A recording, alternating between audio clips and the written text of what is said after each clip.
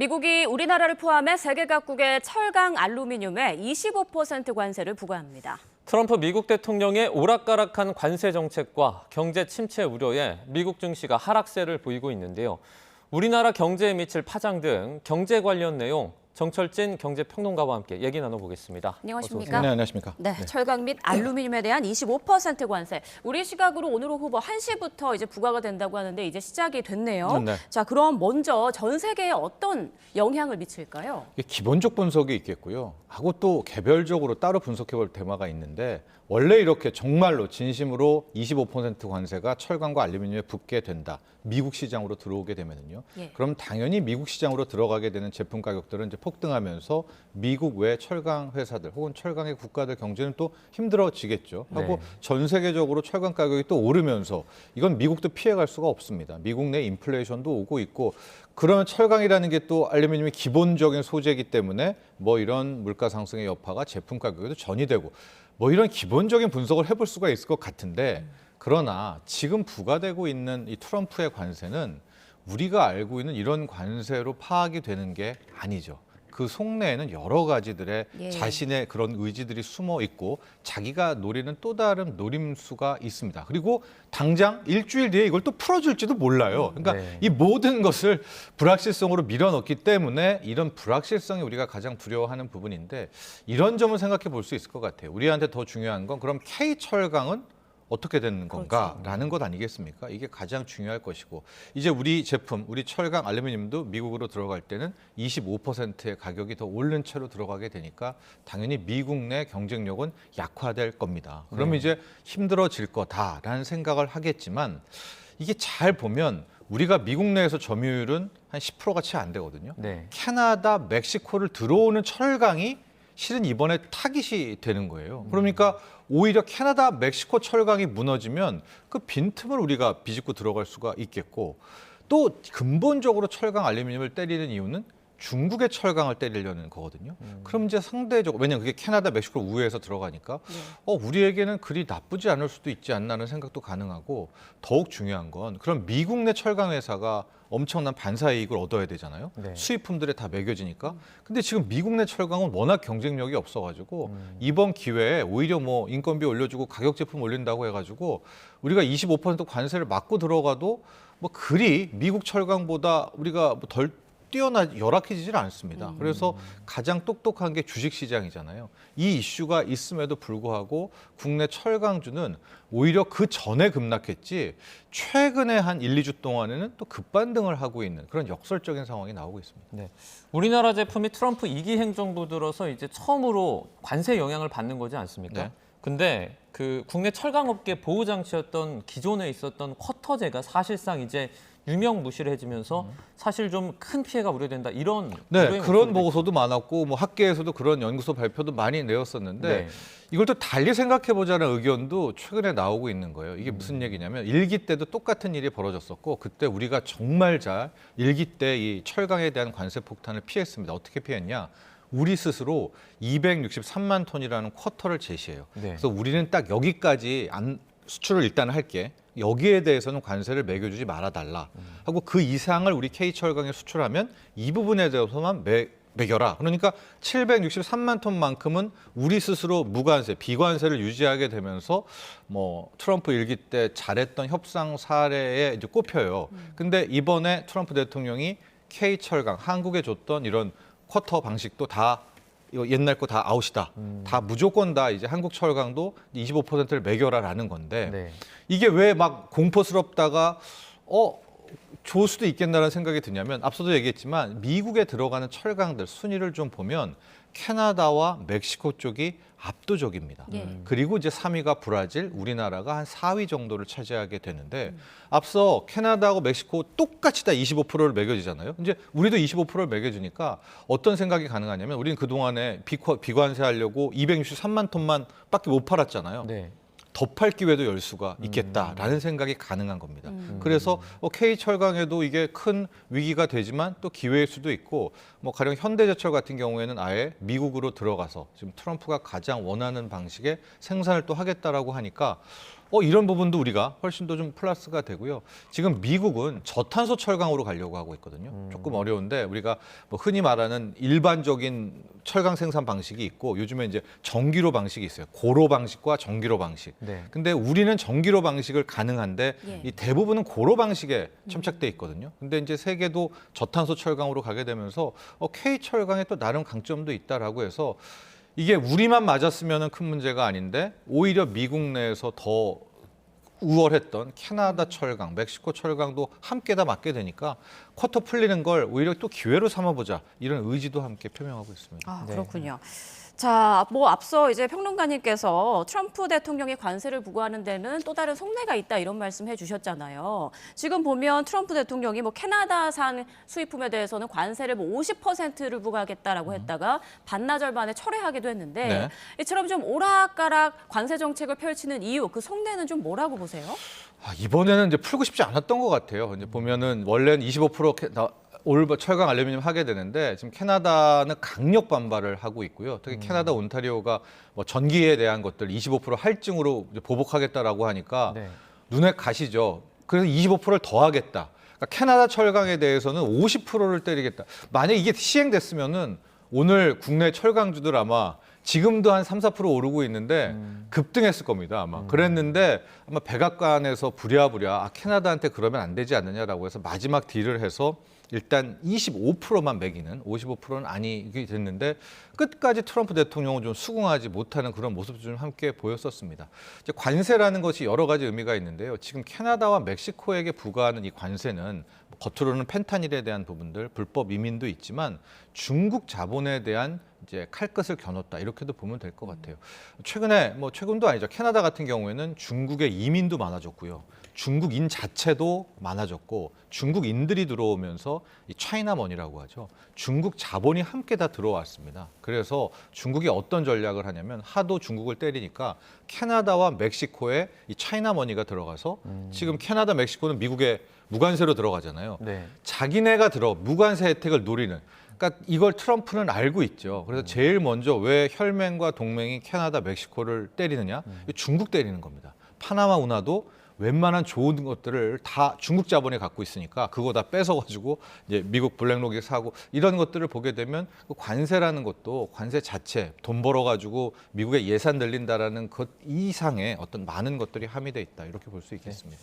관세 전쟁이 이제 시작인 것 같아서 조금 더 우려가 되는데 이 트럼프 대통령이 이제 4월 2일에 상호 관세를 또 시작하지 않습니까? 네. 그러면 그 실제로 그 지난 4일에 있었던 상하원 합동 연설에서 우리나라가 지금 시행하고 있는 관세가 미국보다 뭐 4배가 높다 이런 얘기를 하기도 했는데 이건 사실관계는 어떻습니까? 네, 그 팩트는 틀린 것 같고요. 그럼 네. 4%란 말은 왜 나왔느냐 보면 이제 아마 미국 통계에서 최애국 세율을 주장하는 거에 있어서 상대적으로 미국이 한 4% 정도를 더 4배 정도를 더 네네. 그러니까 하고 있다라고 해요. 그러니까 네. 우리나라는 FTA이기 때문에 원래 양국이 다 거의 90 몇 프로 이상이 다 비관세니까 그건 잘못된 발언이고 아마 거기에 나온 통계를 우리 한국에다 그냥 전용하면서 뭐 임기응변적으로 이야기한 것이 아닌가라고 볼 수가 있겠고요.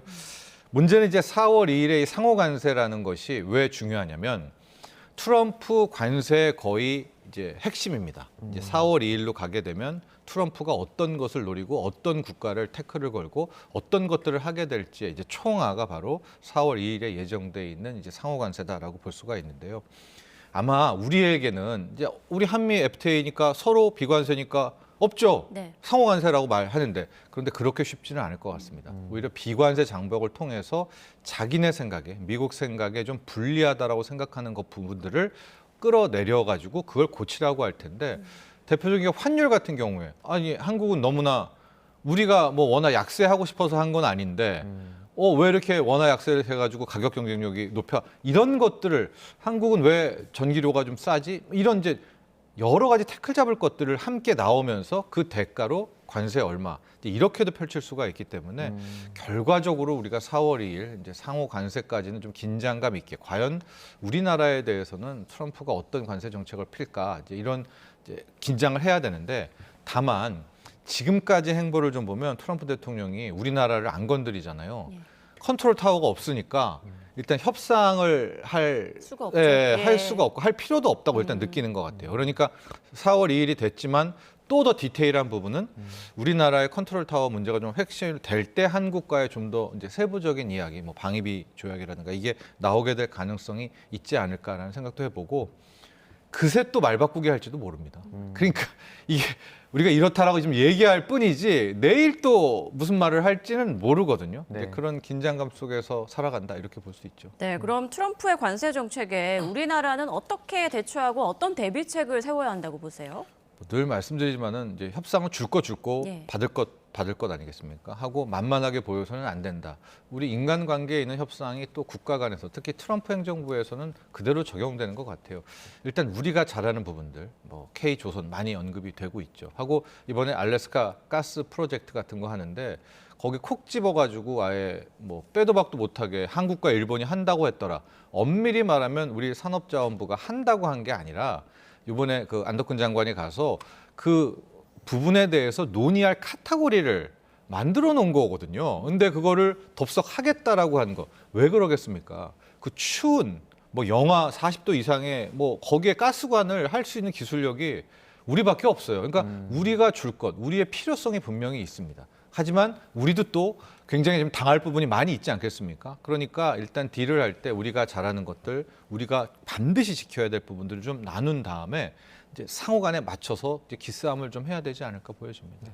트럼프 2기 행정부 들어와서 이제 뭐 최근에 미국 증시가 많이 좀 빠지지 않았습니까? 네. 어느 정도로 빠졌습니까? 우리가 보통 한 10% 정도 빠진다는 거는 뭐 주시장에서 이례적인 거죠. 그리고 네. 이제 시장이 전고점 대비 20% 이상이 빠지게 되면 이건 본격 약세장이다. 네. 이건 좀 심각하다. 이렇게 생각을 하게 되는데 나스닥은 딱 그 언저리인 것 같습니다. 고점 대비 한 16에서 17%. 그러니까 여기에서 조금 더 나스닥이 무너진다거나 급락하게 되면 기술적으로 약세장. 이거는 뭐 일희일비하는 주가가 원래 오르고 내리고 하는데 아니네. 이제 본격 약세로 갈 수 있는 그 턱 밑까지 떨어졌다라고 볼 수가 있겠고요. 네. 지금 이 주식에 그대로 나오는 것이 미국 내에서도 이게 경기 침체가 올 것 같아? 아니 안 올 것 같아.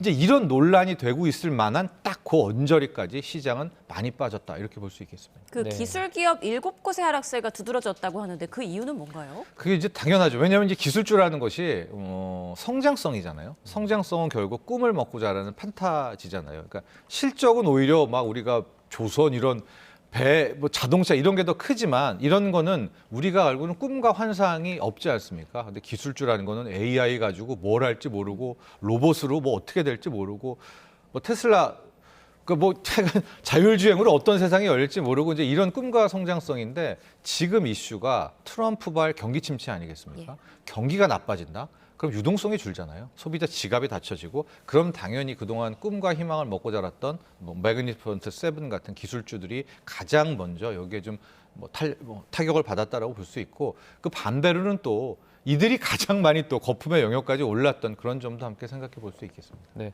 미국 증시가 떨어져서 그 영향을 받았을 수도 있겠지만 트럼프 취임식에 참석을 했던 세계 부자들의 어떤 자산도 크게 감소를 했다면서요. 네, 이제 평가액이 감소를 한 거죠. 이분들이 네. 주식을 판 건 아니니까. 뭐 마크 저커버그 같은 경우에 55조, 뭐 제프 베조스가 58조, 뭐 그런 표도 있고 뭐 이야기도 있어서 뭐 한 300조의 이 돈이 없어졌다, 뭐 이렇게 이야기를 하는데 이제 네. 주가 하락이 이제 그만큼 됐다라는 것 때문에 저런 이제 하나의 통계들이 나오지 않았나 보고 있는데요. 지금 문제는 트럼프 대통령이 의도적으로 좀 주가를 뺀다. 즉, 약간 가벼운 경기 침체로 한번 미국 경제를 보내려고 한다라는 당초에는 그게 음모론이었었는데 네. 그게 좀 사실로 좀 확인되는 이런 것들이 좀 우려가 커지는 것 같아요. 이유가 왜? 여러 가지 이유가 있겠죠. 처음에는 지금의 미국 증시를 보면 더 올라갈 때도 없어요. 이격이라고 하죠. 한번 빠졌다가 이렇게 돌아가는 수밖에 없는데 주식이란 게 뭐 천년만년 맨날 오르는 건 아니니까요.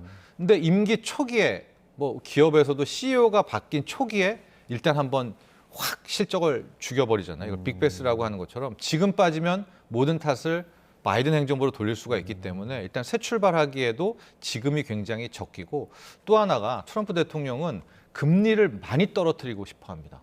지금 미국 금리가 너무 높고 금리 높은 데서 여러 가지 문제가 나와요. 가령 소비자들에게도 힘든 부분이 있고 더 중요한 부분은 이제 미국은 빚더미에 올라 있잖아요. 네. 뭐 36조 달러, 뭐 5경 원의 빚을 지고 있기 때문에 재무부가 그 이자 내다가 국방비보다 지금 이 빚 이자 내는 게 훨씬 많아요. 이런 식으로 정부 예산을 꾸릴 수가 없기 때문에 트럼프는 지금 한 4%대 이 금리가 한 2%까지 떨어지기를 원하거든요.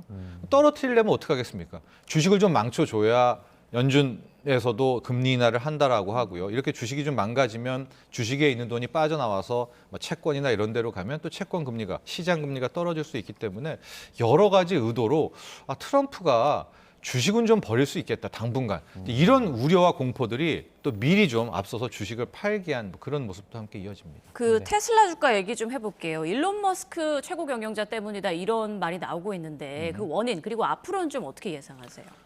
일론 머스크 때문이라든 또 바꿔 말하면 트럼프 때문이다겠죠.